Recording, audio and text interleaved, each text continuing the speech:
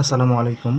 আজকে আমরা প্রাইমারি সহকারী শিক্ষক নিয়োগ 2022 সালে আসা একটি গুরুত্বপূর্ণ ম্যাথের সমাধান করব।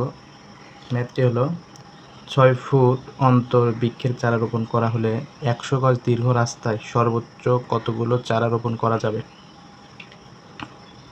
তাহলে আমরা সমাধান করি।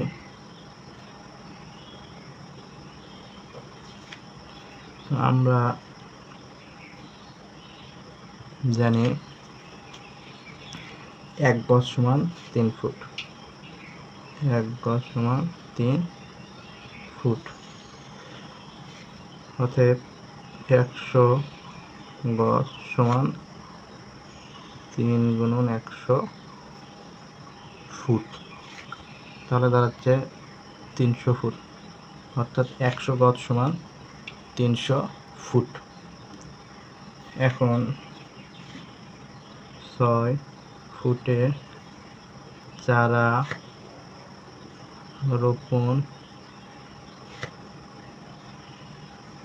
করে 6 ফুটে চারা রোপণ করে একটি।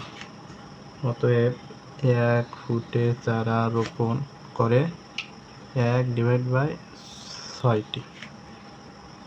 তাহলে 300 ফুটে চারা রোপণ করে 1 গুণন 300/6। তাহলে ভাগ করলে দাঁড়ায় 50টি। অর্থাৎ আমরা যদি 6 ফুট অন্তর অন্তর চারা রোপণ করি তাহলে টোটাল চারা রোপণ করা যায় 50টি। কিন্তু যখন আমরা কোনো রাস্তায় চারা রোপণ করি, আমরা আগে একটি চারা রোপণ করে তারপরে প্রথমে আগে একটি চারা রোপণ করতে হয়, যার কারণে আমাদের উত্তরটা একটি বেড়ে যাবে। অর্থাৎ যেহেতু চারা রোপণের শুরুতে একটি চারা